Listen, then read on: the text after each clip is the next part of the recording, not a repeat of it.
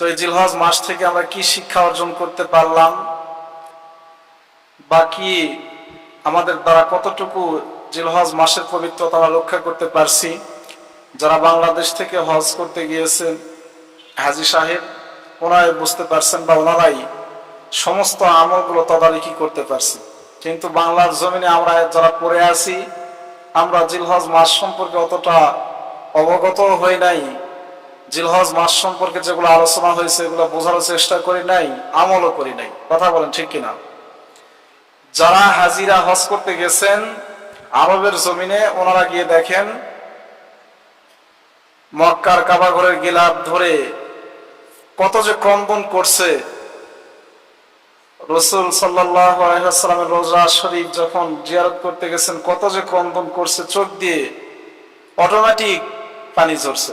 কিন্তু এই জিলহজ মাসের যে কতটুকু আমল করা জরুরি ছিল, বা জিলহজ মাসের কতটুকু কদর করা দরকার ছিল, প্রয়োজন ছিল, আমরা যারা বাংলাদেশে আছি আমরা বুঝতে পারি নাই, বা শুনলেও সে আমলগুলো করতে পারি নাই। কারণ কি? দুনিয়াতে বেঁচে থাকার উদ্দেশ্য করে, দুনিয়াতে বেঁচে থাকার জন্য রিজিক বন্টনের খাতিরে, রিজিক অন্বেষণ করার খাতিরে, রিজিক অন্বেষণ করতে গিয়ে আমরা আমাদের জীবনের অনেক মূল্যবান সময়, অনেক সময় নষ্ট করে ফেলি, ব্যয় করে ফেলি। কথা বলেন ঠিক কিনা? 5 ওয়াক্ত নামাজ যেটা আল্লাহ তাআলার হুকুম, বিধান, ফরজা আইন, এই ফরজা আইনটা আমরা অনেকেই আদায় করি না। থাক তো জিলহজ মাসের আমল। জিলহজ মাসের শুধু একটি আমল আমরা গ্রহণ করি বা করে থাকি, সেটাও কতটুকু কদর সমতুল্য হয়, সম্মানজনক হয়, এটা এখনো পরিপূর্ণভাবে বোঝার বিষয় আছে। শুধু একটা আমল কি? জিলহজ মাসের 10 তারিখ কুরবানি করা। বাংলাদেশে মুসলমান কি করে? কুরবানি করে। এই কুরবানি ব্যতীত এই কুরবানিটা যে কতটুকু সম্মানজনক হয়, বা কতটুকু আল্লাহ তাআলাকে রাজি খুশি করার জন্য হয়, বা কতটুকু তাকওয়া অন্তরের মধ্যে নিয়ে করা হয়, এটা একমাত্র আল্লাহ পাকই জানে। মানুষ আজকে কুরবানি করে, যেহেতু বিগত অনেক জমায় এগুলো আলোচনা করা হয়ে গেছে, রিয়াহ করে, অহংকার করে, মানুষ দেখানোর জন্য কুরবানি করে।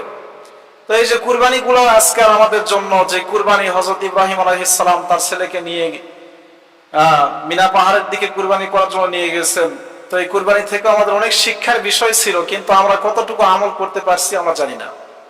কতটুকু আমল আমরা করতে পারছি আমরা নিজেরাও জানি না। জিলহজ মাসের যে প্রথম 10 দিন ইবাদতের দিন চলে গিয়েছে, এগুলো আমরা নিজে ধরতেও পারি না হাত দিয়ে। মনে করেন আজকে আমরা যে ফোন চালাই, মোবাইল ফোন চালাই, মোবাইল ফোনে আজকে শুক্রবার, আজকে শুক্রবারে অনেক অফার থাকে। শুক্রবারে শুধু যে আখিরাতে অফার থাকে এরকম নয়, দুনিয়ায় অনেক কোন জিনিস অফার থাকে। যেমন দেখেন, শুক্রবার এমন একটা দিন যেই দিনটাতে অফিস আদালত সমস্ত কিছু ছুটি থাকে। কথা বলেন ঠিক কিনা? একটা সুযোগ নয়। এরপরে যে আমরা মোবাইল ফোন চালাই, মোবাইল ফোনে দেখবেন গ্রামীণ সিম অথবা বাংলালিংক সিম, বা যে সিম চালাই, দেখবেন এই সিমের একটা অ্যাপস আছে। অ্যাপসের মধ্যে ঢুকলে দেখবেন শুক্রবার একটা অফার দেয়, হয়তো বা 30 জিবি বা 35 জিবি বা 50 জিবি, এত টাকা। আবার ক্যাশব্যাকও থাকে সঙ্গে, আছে না নাই? কথা বলেন। এই যে অফার আমাদেরকে আল্লাহ তাআলা দান করেছেন, জিলহজ মাসের প্রথম 10 দিন আমাদেরকে আল্লাহ তাআলা অফার হিসাবে দান করেছিলেন, কিন্তু আমরা অনেকে গ্রহণ করতে পারিনি। অনেকে কি করতে পারিনি? গ্রহণ করতে পারিনি। কিন্তু দেখেন, মোবাইল ফোনে সিমে একবার আসছে মেসেজ যে আজকে 999 টাকায় 50 জিবি 800 মিনিট, 200 টাকা ক্যাশব্যাক। সঙ্গে সঙ্গে দৌড় দোকানে, ফ্ল্যাক্সি লোডের দোকানে দৌড় গিয়ে, ভাই আমাকে ফ্ল্যাক্সি দেন, এরকম অফার আসছে।